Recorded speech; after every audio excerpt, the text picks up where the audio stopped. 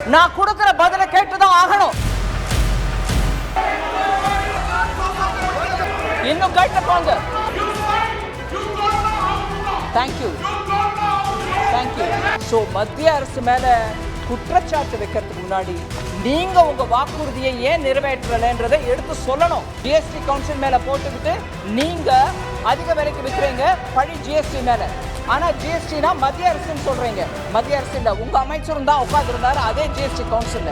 தமிழ்நாட்டில் தேர்தலுக்கு முன்னாடி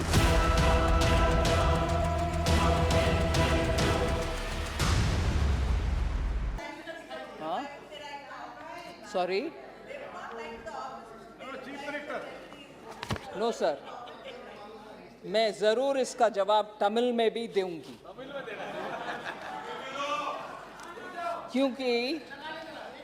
क्योंकि हाँ लगा लीजिए, क्योंकि सर बहुत ही पैशनेटली खनिमोड़ी जी बहुत विषय उठाया. நவம்பர் 3 2021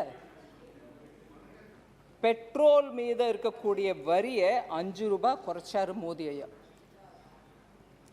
டீசல் மீது இருக்கக்கூடிய வரியை 10 ரூபாய் குறைச்சார்.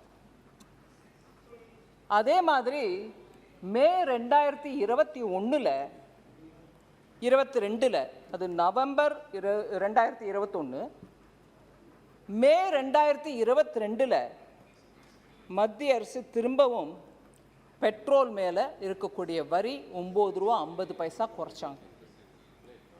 டீசல் மேலே 7 ரூபா குறைச்சாங்க.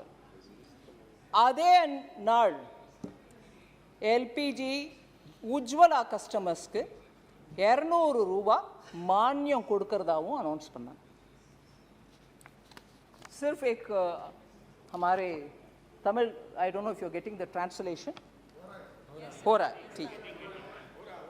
मगर सर தமிழ்நாட்டில் தேர்தலுக்கு முன்னாடி டிஎம்கே அரசமைக்கிறதுக்கு முன்னாடி அவங்களுடைய தேர்தல் மேனிஃபெஸ்டோவில் 5 ரூபா பெட்ரோலில் நாங்கள் குறைப்போம், எலெக்ஷனில் ஜெயிச்சு அரசமைச்சா 5 ரூபா குறைப்போம் அப்படின்னு சொன்னாங்க. அதே மாதிரி டீசல்ல 4 ரூபா குறைப்போம் அப்படின்னு சொன்னாங்க. அதை தவிர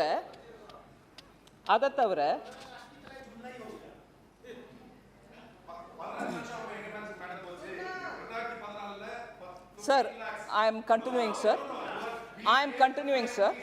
ஸ்டேட் கவர்மெண்ட் அதே மாதிரி Sir, I'm not allowed to talk. I don't want interruptions. State government அதே மாதிரி 100 ரூபா எல்பிஜி சிலிண்டருக்கு சப்சிடி மானியம் கொடுக்கிறோம் அப்படின்னு கூட சொன்னாங்க. சார் கொஞ்சம் so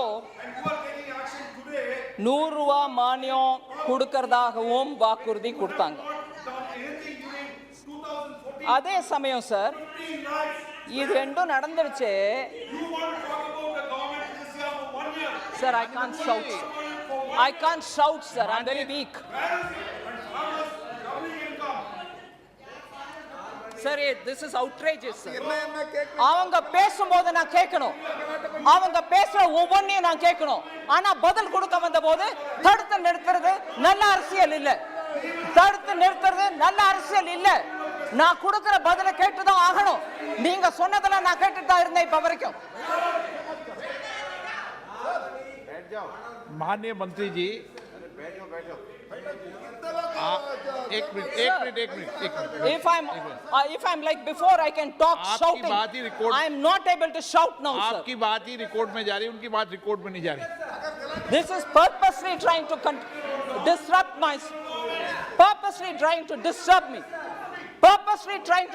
me because I'm telling the truth. If they have objection, they should speak afterwards. Thank you.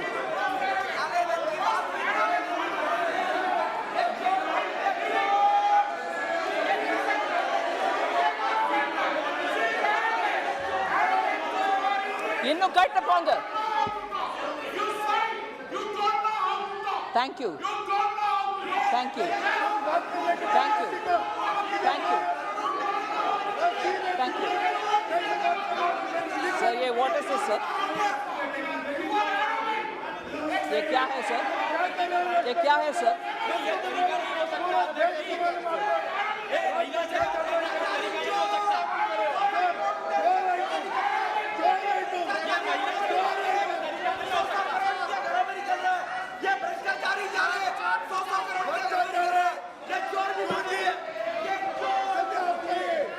Sir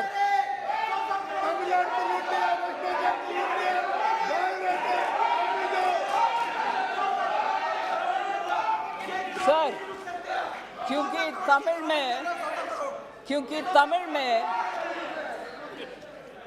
Tamil में इतना स्पष्ट बोले कि हमारे सरकार बच्चे के पेंसिल के ऊपर, दूध के ऊपर, मैं जरूर इसको भी तमिल में कहना चाह रही हूं सर, चाहे वो इधर नहीं है बाहर जाके सुन लें, वो गलत बोलने वाले विषय उनके मैनिफेस्टो में जो प्रॉमिस किया उन्होंने वो नहीं किया, ऊपर से हमसे पूछ रहे। और ये भी एक दुख की विषय में बोलना चाह रही हूं, जब पत्रकार लोग जाकर के उनसे पूछे आपके मैनिफेस्टो में आपने बोला आप क्या कम नहीं किया, क्यों नहीं किया, केंद्र सरकार 2 बार ये कर चुके हैं, आप क्यों नहीं किया, उस समय எங்க மத்திய அரசு குறைச்சிட்டாங்க வரிய, நீங்க ஏன் குறைக்கல, ஒரு தரம் இல்ல 2 முறை குறைச்சிட்டாங்க, நீங்க ஏன் குறைக்கலன்னு கேட்டதுக்கு அவங்க அமைச்சர் சொல்றாங்க பதில், நாங்க ஏதாவது டேட் சொன்னோமா, நாங்க சொன்னோம் அவ்வளவுதான், क्या हमने कुछ डेट दिया है क्या, we said it, that's all, तारीख नहीं बोला ना जब कट करेंगे। अरे मैनिफेस्टो में बोला केंद्र सरकार 2 बार काटा, आपने कम नहीं कर रही हो, और जब आप पूछ रहे हैं मीडिया आप जवाब ये दे रहे हैं कि हमने डेट थोड़ी ना दिए, करेंगे, ये जवाब है सर। और वो लोग बोल रहे हैं मुझे arrogant, I don't mind if you want to call me arrogant, मगर जवाब जनता के लिए जो आज मैं बोलने वाली थी क्रोकोडाइल टीयर्स, मगर शायद वो ऑब्जेक्शनेबल लिस्ट में पार्लियामेंट्री अनपार्लियामेंट्री में निकाला गया, मगर वही हो रही है। முதல கண்ணீர் வடிச்ச கதை இது, மத்திய அரசு குறைப்பாங்க ஆனா நான் குறைக்க மாட்டேன், ரேட் சொன்னேனா, ஓகே சார்।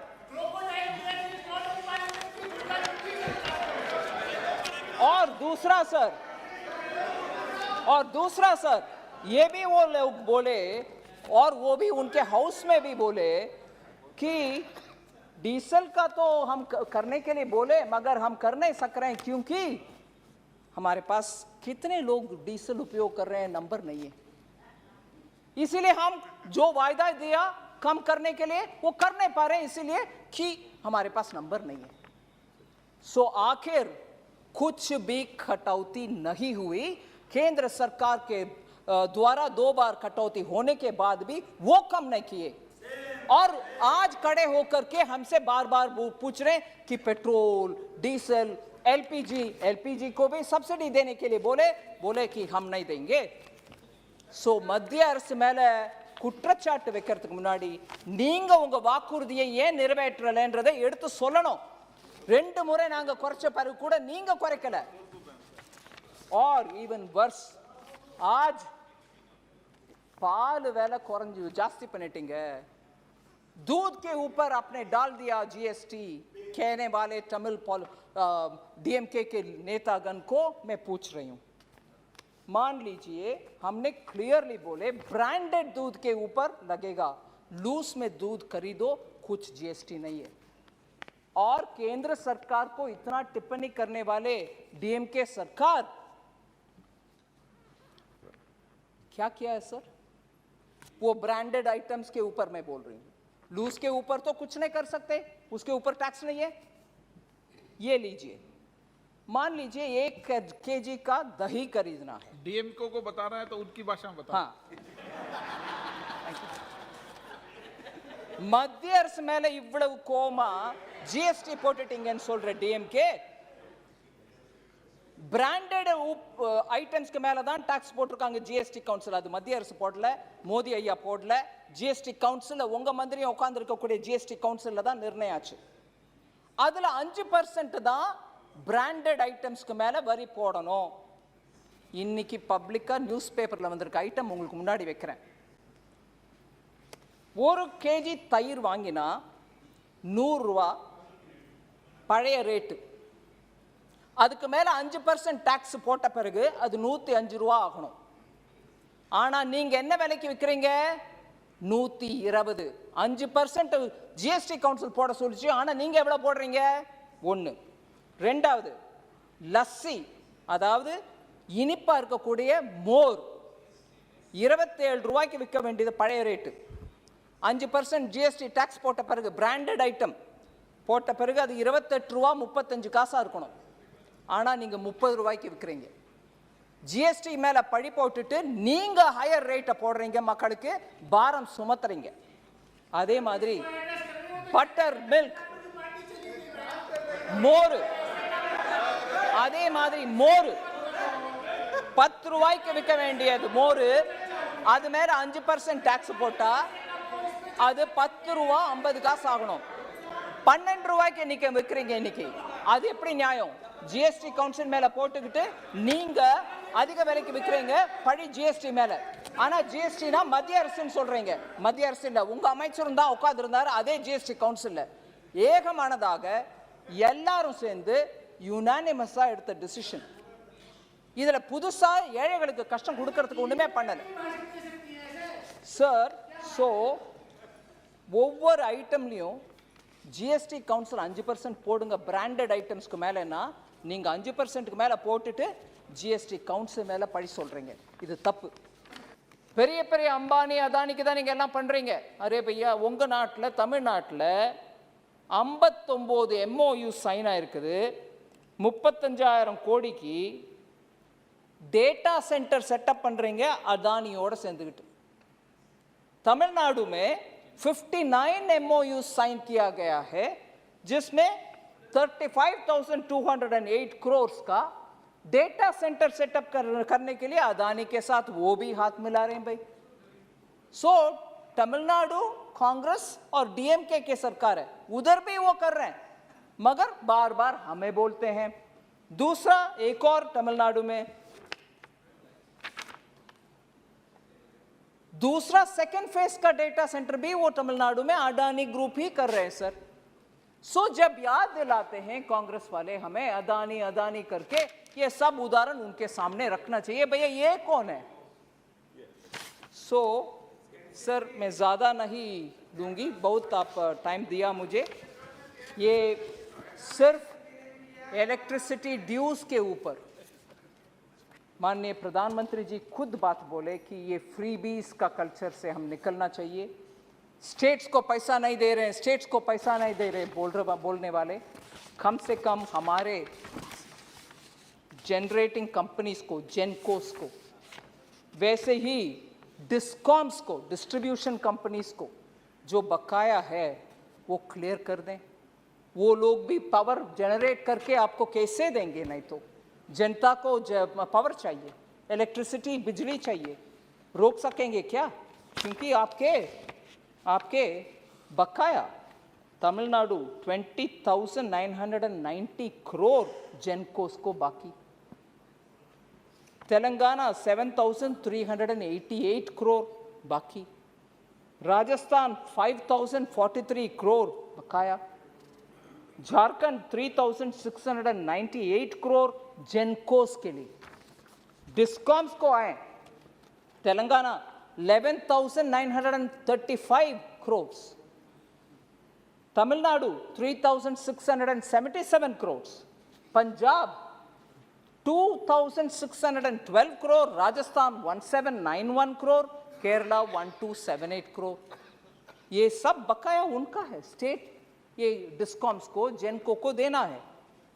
ऐसे सब्सिडी भी देते हैं डिस्कॉम्स, वो सब्सिडी भी वापस नहीं दे रहे. वो रिसीवेबल के नाते डिस्कॉम्स के पास पंजाब से 9,000 करोड़, राजस्थान से 15,597 करोड़, ये सब बकाया कौन देंगे सर? छत्तीसगढ़ 2,699 करोड़।